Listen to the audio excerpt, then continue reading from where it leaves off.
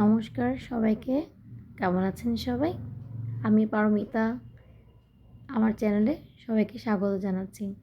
এই যে বাচ্চাটিকে দেখছেন, এ কিছুদিন ধরে ঠান্ডায় ভুগছে। ওর কাশি, সর্দি, কাশিতে মাঝখানে অনেক ছিল, সেটা সারানো গেছে। এখন দেখছি 3 দিন ধরে নাক প্রচণ্ড জ্যাম। নাক জ্যামের জন্য প্রচুর ঘ্যান করে, প্রায় 15 মিনিট পর উঠে যায়। তেমন সারাদিন ঘুমায় না, রাতেও খুব ডিস্টার্ব করে। এখন প্রতিদিন আমি চেষ্টা করছি উইথাউট মেডিসিনে ওকে কী করে সারানো যায়। সবাই বলছে একটু ডাক্তার দেখাও। আমি বললাম যে না, ডাক্তার দেখানোটা তো বড় কথা নয়, ওকে সবসময়ই চেষ্টা করি ভালো করে রাখার। এই শীতের সময় সবারই শরীরটা খারাপ করছে, আমি চেষ্টা করছি কিভাবে ডাক্তার দেখানো ছাড়া বাচ্চাকে হোম রেমেডিতে সুস্থ করা যায়। তাই আমি আমার এক ফ্রেন্ডের কাছ থেকে পরামর্শ নিয়ে একটা হোমিওপ্যাথিকের সাজেশন নিলাম। সেও তার বাচ্চাকে অ্যাপ্লাই করেছে। তো আমি 1-2 দিন ইউজ করব, দেখি কি করা যায়।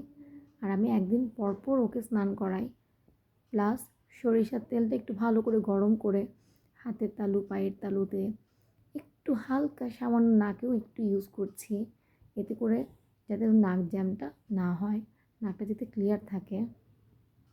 চেষ্টা করছি ভালো করে রাখার এই শীতের সময়টাতে। বাচ্চাকে যত্ন নেওয়াটা খুবই খুবই খুবই কঠিন একটা কাজ, কেননা কখন কি হয়ে যায় কেউ তো বলতে পারে না, বলুন। আমি চেষ্টা করি আমার বড় ছেলে আর ছোট ছেলে দুজনকেই ভালো রাখার খুব চেষ্টা করি, কিন্তু কি বলুন তো, কখন কিভাবে ঠান্ডা লেগে যাচ্ছে কেউ তো বলতে পারছে না, বলুন। এই ওয়েদারটা এত খারাপ, আমাদের বড়দেরই তো শরীর খারাপ করছে, বাচ্চাদের কি দোষ দেব। আমি রেগুলার একটু তেল মাসাজ করছি, সরিষার তেল, যদিও বা ভার্জিন কোকোনাট অয়েলটা আমি এখন স্কিপ করে গেলাম, কেননা এটা শীতের সময় না করাই ভালো, এই তেল দিয়ে মাসাজ না করানোই ভালো। আমি চেষ্টা করি সকালে একটু ওকে নিয়ে ছাদে যাওয়ার, একটু রোদ পোহানোর জন্য। আর যখন রোদে যায় না, তখন নাক জ্যামটা একটু খুলে যায়, নাক দিয়ে সব ক্লিন হয়ে যায় ওর।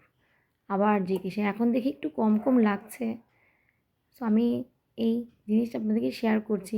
কারো যদি কোনো কিছু বলার থাকে, প্লিজ একটু কমেন্টে আমাকে জানিয়ে দেবেন। কারণ আমি 2 বাচ্চার মা হতে পারি, কিন্তু শেখার তো কোনো শেষ নেই। অনেক কিছু জানারও আছে, অনেক কিছু শেখারও আছে। বড় বাচ্চার সময় তো সবসময় ডাক্তারের কাছে গেছি, সব কিছু করেছি। এখন ছোট বাচ্চার সময় চেষ্টা করছি বেশিরভাগ ডাক্তারের কাছে না যাওয়ার জন্য, কারণ এই টুকটাক জিনিসে না হোম রেমেডিটা ইউজ করা খুব দরকার। সবসময় ডাক্তারের কাছে গেলে না, ডাক্তাররা না অনেক প্রচণ্ড পরিমাণে ওষুধ দিয়ে দেয়, যেটা আমার একেবারেই পছন্দ নয়। আমরা নিজেরাও কখনো ছোট থেকে ডাক্তারের কাছে যাইনি। চেষ্টা করছি, দেখি কি করা যায়। সবাই প্রার্থনা করবে যাতে খুব তাড়াতাড়ি সুস্থ হয়ে যায় এই বাচ্চাটা। সবাই ভালো থাকবেন, টাটা।